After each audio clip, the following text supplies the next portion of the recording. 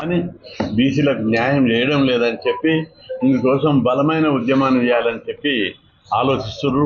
అదేవిధంగా ఇటీవల 6-7 సభలు జరిగాయి. ముఖ్యమైన బీసీ నాయకులతోటి, బీసీ కుల సంఘాలతోటి, బీసీ సంఘాలతోటి అనేక చోట్ల హైదరాబాద్లోని మేజర్ నాయకులందరినీ పిలిపించి సమావేశాలు జరిపాం. వాళ్ళందరూ కూడా 76 సంవత్సరాల స్వతంత్రం తర్వాత బీసీలకు ఏ రంగంలో కూడా న్యాయం జరగడం లేదు.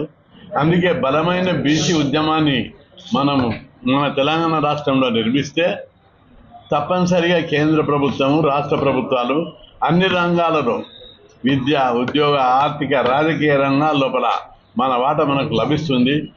స్థానిక సంస్థల్లో రిజర్వేషన్లు పెరుగుతాయి. అదేవిధంగా చట్టసభలో రిజర్వేషన్లు పెరుగుతాయి. అందుకే ఈ తరం తెలంగాణ ఉద్యమం అయింది. అనేక ఉద్యమాలు వచ్చాయి రాష్ట్రంలో.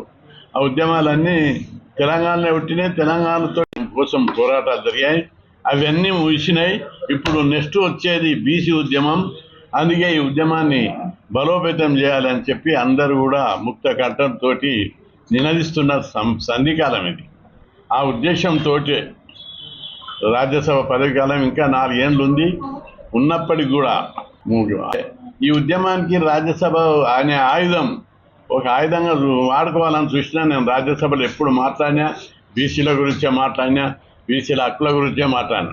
ఉద్యమం నిర్మిస్తే తప్పనిసరి కేంద్ర రాష్ట్ర ప్రభుత్వాలన్నీ దిగొస్తాయనే ఆశయంతో నా ముందు 2 ఆశయాలు ఉన్నాయి. ఒకటి, రాజ్యాధికారంలో వాటా. ఫస్ట్ డిమాండ్ అది. చట్టసభలో 50% రిజర్వేషన్లు సాధించాలి అన్ని రంగాల లోపల. ఇప్పుడు చూడు, ఈ రాష్ట్రం లోపల 121 సీట్లు అసెంబ్లీలు ఉంటే కేవలం 21 సీట్లు మాత్రమే బీసీలకు ఇచ్చారు. ఏ రాజకీయ పార్టీ కూడా బీసీలకు న్యాయం చేయలేకపోయింది. అదేవిధంగా అన్ని రాష్ట్రాల్లో ఇదే పరిస్థితి. ఇంకా మన రాష్ట్రంలో ఇంత బీసీ ఉద్యమం ఉన్నది. దీనికి భయపడి కూడా వాళ్ళు లోన్లు ఇవ్వడం లేదు, స్కీములు ఇవ్వడం లేదు, బీసీ విద్యార్థులకు ఫుల్ ఫీజు రియంబర్స్మెంట్ ఇవ్వడం లేదు, ఉద్యోగాలలో కూడా నామినల్గా ఇస్తున్నారు. ఈ విధంగా బీసీలకు అన్ని అడుగున అన్యాయం జరుగుతుంది. రాజ్యాధికారం వస్తే అన్నీ కూడా జనాభా ప్రకారం వస్తాయి. అది ఒక భాగం. రెండవ భాగం తీసుకున్నట్లయితే మన రాష్ట్రంలో నేను గత 50 సంవత్సరాలుగా పోరాడి హాస్టల్ చదువుకోవాలి, బీసీలు, ఎస్సీలు, ఎస్టీలు చదువుకోవాలని హాస్టళ్ళు పెట్టాలని, స్కాలర్షిప్ స్కీమ్ పెట్టాలని, అదేవిధంగా గురుకుల పాఠశాలలు పెట్టాలని పోరాటం దశల వారీగా తీసుకొచ్చి దేశంలో ఎక్కడ లేని విధంగా మన రాష్ట్రంలో కూడా ఉన్నన్ని హాస్టళ్ళు, 2 తెలుగు రాష్ట్రాలు ఉన్నన్ని హాస్టళ్ళు, గురుకులాలు, ఫీజు రియంబర్స్మెంట్ పథకం ఈ దేశంలో ఏ రాష్ట్రంలో లేవు. ప్రతి ఒక్కరికి స్కాలర్షిప్ వస్తుంది ఇక్కడ. వీటి కోసం అనేక సమరశీల పోరాటాలు చేశాం, అనేక మిలిటెంట్ ఉద్యమాలు చేశాం, ఉద్యోగాల భర్తీ కోసం ఉద్యమాలు చేశాం. ఉద్యోగాలలో బీసీలు ఈరోజు 58% ఉన్నారు మొత్తం రాష్ట్ర ప్రభుత్వంలో. ఈ ఉద్యమాన్ని బలోపేతం చేయాలన్నారు. అయితే ఇక్కడ ఒక క్లారిఫికేషన్ కావాలి అందరికీ. ఎందుకు రాజీనామా చేసినావు అంటే పార్టీ రహితంగా ఉద్యమం జరపాలని. ఇప్పుడు ఉద్యమం ఎక్కువ బలంగా చేస్తే ఏదో ఒక పార్టీ వీళ్లకు ఎంకరేజ్ చేస్తుంది అనేటటువంటిది మచ్చ వస్తుంది. దాన్ని అరికట్టడానికి పార్టీలకు అతీతంగా ఉద్యమాలు చేపట్టాలని చెప్పి నిర్ణయం జరిగింది. కాబట్టి ప్రజలందరూ పెద్ద మనసుతోటి ఉద్యమాన్ని బలోపేతం చేయడానికి అందరూ సహకరించాలి. ఈ ఉద్యమం ద్వారా దేశవ్యాప్తంగా మన కులాల వారికి న్యాయం జరగాలి. చట్టసభలో రిజర్వేషన్లు రావాలి, ఎమ్మెల్యేలు కావాలి, ఎంపీలు కావాలి, సర్పంచులు కావాలి, ఎంపీటీసీలు, జెడ్పీటీసీలు కావాలి, అన్ని నామినేటెడ్ పోస్టులు వాటా రావాలి. ఈ విధంగా జరగడం లేదు. కాబట్టి బలమైన ఉద్యమం జరగాలి. బలోపేతం చేయడానికి గ్రామ కమిటీలు వేయాలి, మండల కమిటీలు వేయాలి, అదేవిధంగా జిల్లా కమిటీలు వేయాలని చెప్పి విజ్ఞప్తి చేస్తాను. మీకు అన్ని ఇప్పుడు నేను రాజీనామా చేసిన నుంచి అన్ని పార్టీలు వచ్చిపోతున్నాయి. ప్రతి పార్టీ వచ్చి వద్దులే ఆఖరి కాదు, అన్ని పార్టీలు వస్తున్నాయి. వచ్చి మాకు మీరు మద్దతు ఇవ్వాలి, మా పార్టీలకు రండి, మీకు ఉన్నతమైన స్థానం కల్పిస్తామని అడుగుతున్నారు. అయితే నేను సింపుల్గా బీసీ ఉద్యమాన్ని బలోపేతం చేయాలి. నా ముందున్న టార్గెట్ చట్టసభల్లో అసెంబ్లీ పార్లమెంట్ ఎన్నికల్లో బీసీలకు 50% రిజర్వేషన్లు సాధించడము నా జీవిత ధ్యేయం. అది సాధించడానికి ఎంతకైనా తెగించి పోరాడతా, ఏమైనా చేస్తానని చెప్పడం జరిగింది. తర్వాత మేము మాట్లాడతామని వెళ్ళిపోయాము.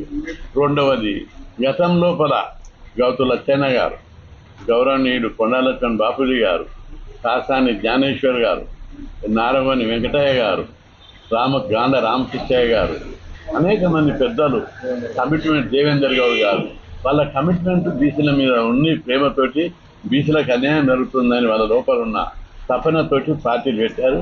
ఆయన తీసుకునేటువంటి నిర్ణయం ఏదైనా బలమైన నిర్ణయం ఉంటుందేమో, అది మెజారిటీ బీసీ ప్రజలకు ఆమోదయోగ్యమైనటువంటి అవసరమైనటువంటి నిర్ణయం ఉంటుందేమో అని అనుకున్నాను.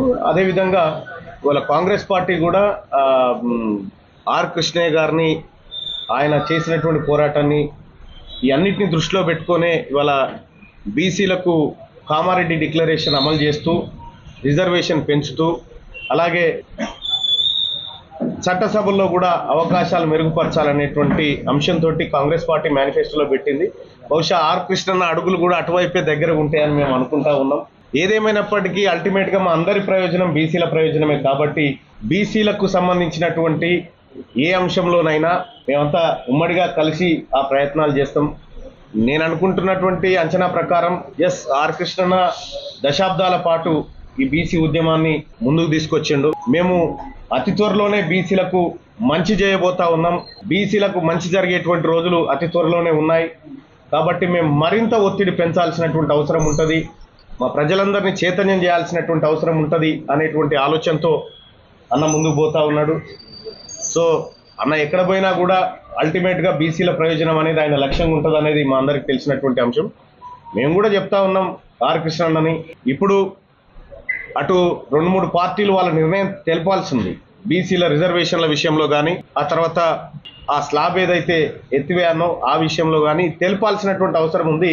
ఆ పార్టీల నుంచి కూడా క్లారిటీ ఇవ్వాలి, కృష్ణన్నకి ఇవ్వాలి. ఎందుకంటే కాంగ్రెస్ పార్టీగా 42% రిజర్వేషన్ ప్లస్ కులగణన చేస్తామనేటువంటి మాట కాంగ్రెస్ పార్టీ ఇచ్చింది. దానికి నేను కూడా కృష్ణన్నకు హామీ ఇచ్చినాను గతంలో, అన్న నాది బాధ్యత అని చెప్పినాను కాంగ్రెస్ పార్టీ నుంచి. మిగతా పార్టీలు కూడా హామీ వాళ్ళు ఏం చెప్పదలుచుకున్నారు బీసీ డిక్లరేషన్ విషయంలో, బీసీ కులగణన విషయంలో బీఆర్ఎస్ స్టాండ్ ఏంది, భారతీయ జనతా పార్టీ స్టాండ్ ఏంది అనేది కూడా చెప్తారని అనుకుంటా ఉన్నాం. చెప్పకపోతే మాత్రం ప్రజల్లో ఒక